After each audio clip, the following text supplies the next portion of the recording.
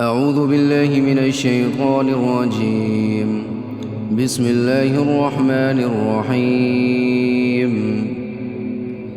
إذا وقعت الواقعة ليس لوقعتها كاذبة خافضة رافعة إذا رجت الأرض رجا وبست الجبال بسا فكانت هباء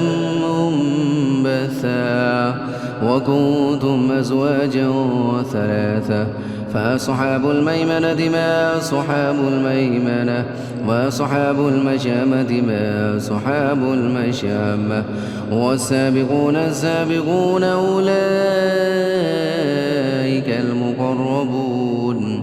في جنات النعيم.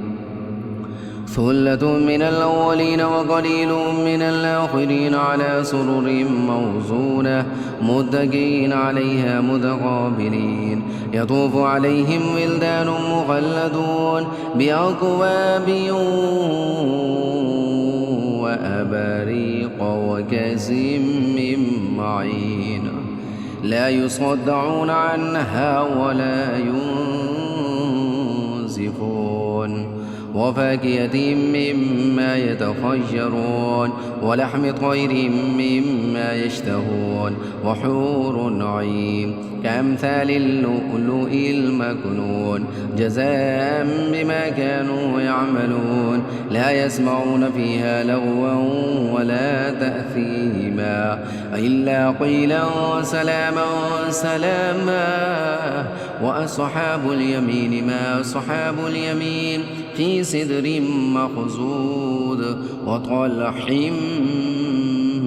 منضود وظل ممدود وماء مسكوب وفاكهة كثيرة لا مقطوعة ولا ممنوعة وفرش مرفوعة إنا أنشأناهن إنشاء فجعلناهن أبكارا عربا ترابا لأصحاب اليمين ثلة من الأولين وثلة من الآخرين وأصحاب الشمال ما أصحاب الشمال في سموم وحميم وظل من يحموم لا بارد ولا كريم إنهم كانوا قبل ذلك مترفين وكانوا يصرون على الحنث العظيم وكانوا يقولون إذا متنا وكنا ترابا وعظاما إنا لمبعوثون أو آباؤنا الأولون قل إن الأولين والآخرين لمجموعون إلى ميقات يوم معلوم ثم إنكم أيها الضالون المكذبون لآكلون من شجر من زقوم فمالئون منها البطون فشاربون عليه من الحميم فشاربون شرب الهيم هذا نزلهم يوم الدين نحن خلقناكم فلولا تصدقون أفرأيتم ما تمنون أنتم تخلقونه أم نحن الخالقون نحن قدرنا بينكم الموت وما نحن بمسبوقين على أن نبدل أمثالكم وننشئكم فيما لا تعلمون ولقد علمتم النشأة الأولى فلولا تذكرون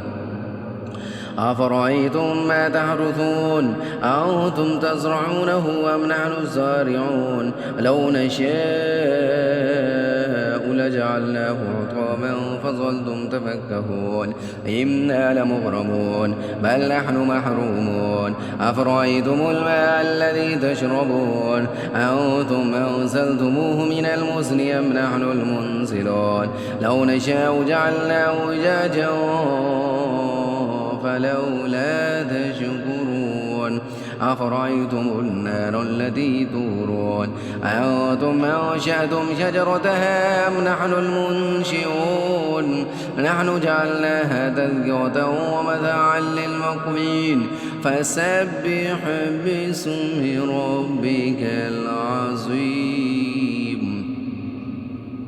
فلا أقسم بمواقع النجوم وإنه لقسم لو تعلمون عظيم إنه لقرآن كريم في كتاب مكنون لا يمسه إلا المطهرون تنزيل من رب العالمين أفبهذا الحديث أنتم مدهنون وتجعلون رزقكم ما كنتم تكذبون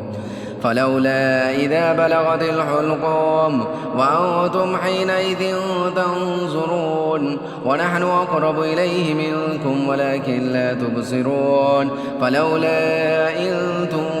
كنتم غير مدينين ترجعونها إن كنتم صادقين فأما إن كان من المقربين فروح وريحان وجنة نعيم وأما إن كان من أصحاب اليمين فسلام لك من أصحاب اليمين وأما إن كان من المكذبين الضالين فنزل من حميم وتصلية جحيم إن هذا لهو حق اليقين فسبح باسم ربك العظيم صدق الله العظيم.